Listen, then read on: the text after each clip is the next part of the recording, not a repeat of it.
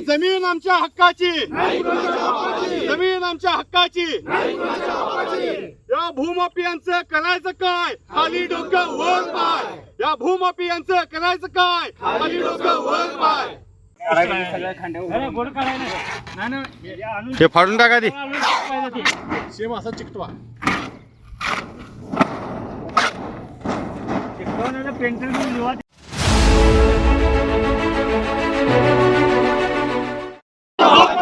जमीन आमच्या हक्काची, जमीन आमच्या हक्काची.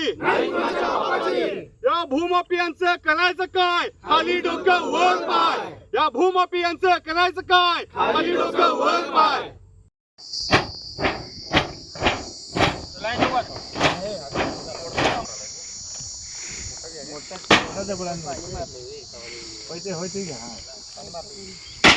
पाणी प्यायचं मारलं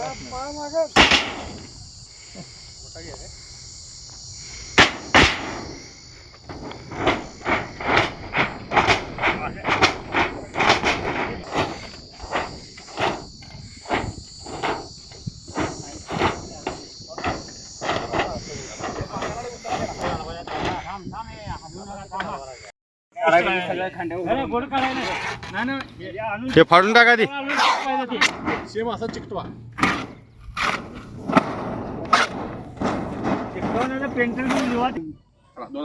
तरी 2008ला जी आम्हाला राजाने जमीन दिली ती स्वतः वाड्यावरती बोलवून आम्हाला सगळ्यांना सूचना दिली होती की यामधली निम्मी जी जमीन जी आहे ते माझी असणारे जे काय कुळे असतील त्या कुळ्यांच्या नावे मी देत आहे.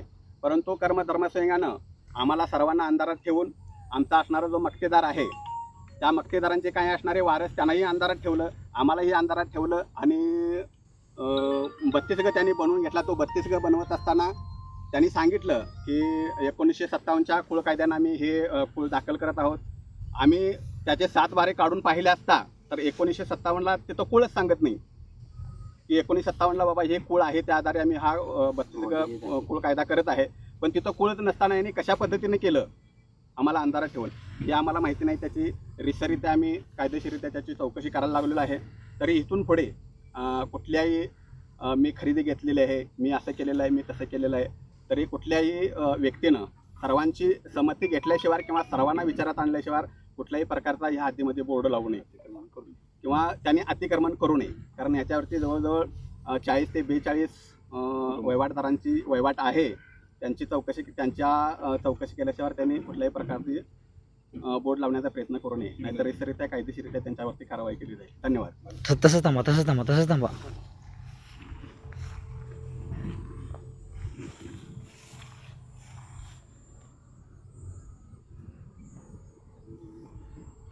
छत्रपती घराण्याने जी जमीन आम्हाला बहाल केली ती विकण्यासाठी नाही तर कसण्यासाठी. आज प्रत्येक वाटेकऱ्यान इथनं मागं हे आता आमची 3री पिढी आहे. आमच्या चुलत्याने आजाने बैलगाडी नेऊन गवतं राजांना तिथं घातलीत कर स्वरूपात, काही पावती स्वरूपात देखील असेल. आज काही भूमाफिया, काही गुन्हेगारांच्या टोळींना, काही एजंटांना आणि काही लबाडांना सोबत घेऊन एक 4 चौघांना जिने कागदोपत्री खेळ केला आणि बाकी या 40-50 वाटेकऱ्यांना फसवून जी खरेदी विक्रीचा जो प्रकार चालला आहे तो या सगळ्या जिने आतापर्यंत जी राबलीत त्या रानात जिने गवतं कापलीत त्यांच्यावर अन्याय आहे. ज्यांनी कधी या रानात पाय देखील टाकला नाही ते आज याची विक्री करतायत. हे प्रत्येक वाटेकऱ्यावर आणि प्रत्येक इथं राबलेल्या माणसावर अन्याय आहे. आता या रानाच्या जीवावर प्रत्येकानं 5-10 जनावरं, कोणी 20-25 जनावरं पाळल्यात.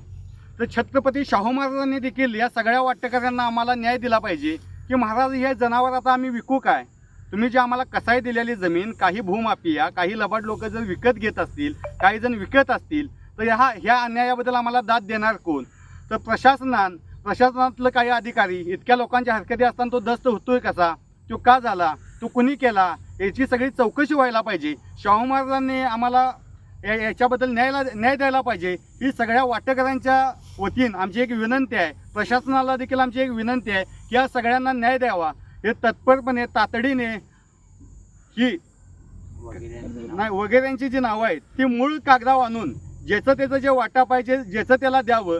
ह्या जमिनी विकण्याची कोणाची ही इच्छा नाही आहे. हे एकमतान सगळेजण आहेत आम्हाला आमच्या जमिनी कसायच्याच आहेत, विकायच्याच नाही आहेत. मग काही जर मोठी लोक येऊन या जमिनी जर बळकावत असतील तर हा अन्याय आहे. शाहू महाराजांनी देखील याचा विचार करावा. त्यांनीच आम्हाला सांगावं ह्या जमिनीच्या जीवावर तुमच्या छत्रपती घराण्याच्या जेव्हा आम्ही जनावरं सांभाळल्यात ती सांभाळूया काय विकूया की जमिनी विकायच्यात सगळ्या आणि काही धनदांडगे पैशाच्या बळावर यांच्यावर अन्याय करणार का आणि आम्हाला छत्रपती घराणं न्याय देणार का याच्या अपेक्षेत आम्ही सगळे आहे. जमीन आमच्या हक्काची, जमीन आमच्या हक्काची. या भूमाफियांचं करायचं काय? खाली डोकं वर पाय. या भूमाफियांचं करायचं काय? खाली डोकं वर पाय.